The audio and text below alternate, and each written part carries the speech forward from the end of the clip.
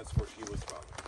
And the United Methodist system is itinerant. They appoint their pastors to serve in certain churches for a period of time.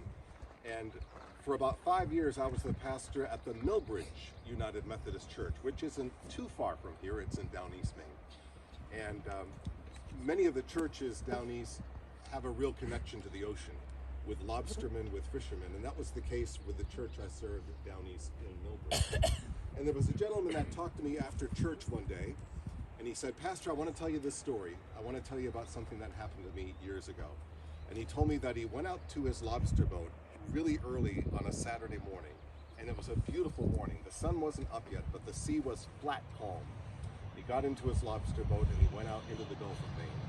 But then he started to notice the clouds rolled in. The sea started to get a little wavy.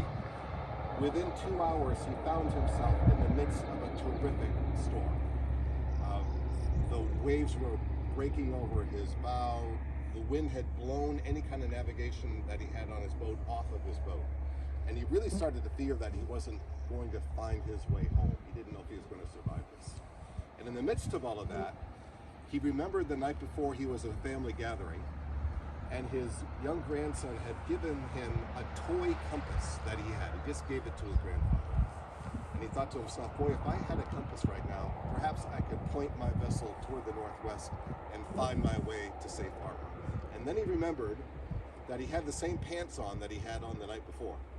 So he put his hand in his pocket, and sure enough, there was that little toy compass. Seemingly really insignificant. He didn't even think it would work.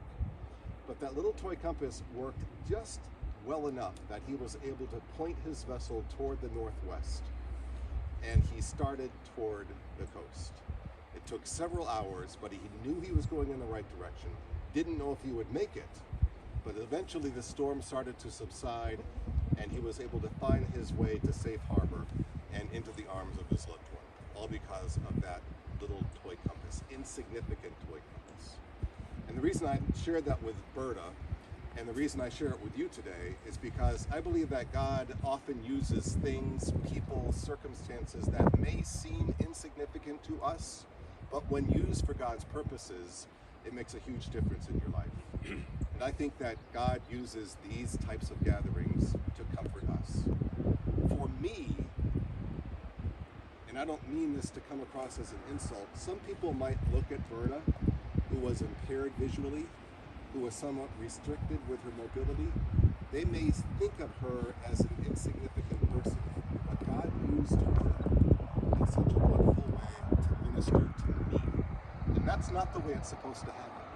Pastors are supposed to go in and minister to the people they are meeting with. And I hope that was true for Berta. But God used Berta in such wonderful ways to encourage me, to minister to me. She would say, "Oh, Pastor, that's not really true." It was true. And perhaps you found the same experience with Berta.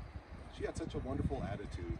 She was always upbeat despite difficult circumstances in her life. And I'm so thankful that God used her, seemingly as defined by the world, an insignificant instrument, to bring God's presence into my life.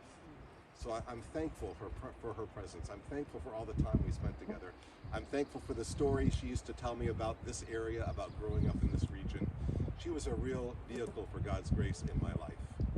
And I would also encourage you to think of this gathering and to also remember that God's presence is available to us as a compass that guides us to peace, that guides us to grace, that guides us toward comfort when we are mourning the loss of a loved one.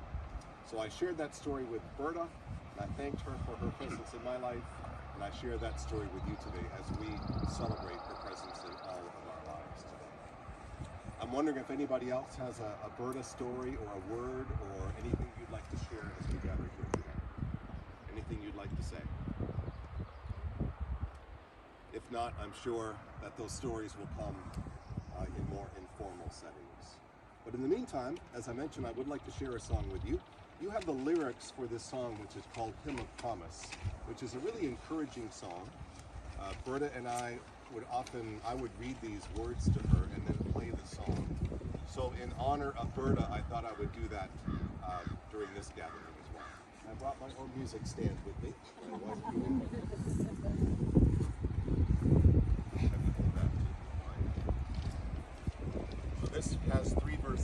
you can certainly sing if you want to, but if you want to, you can just read through the lyrics.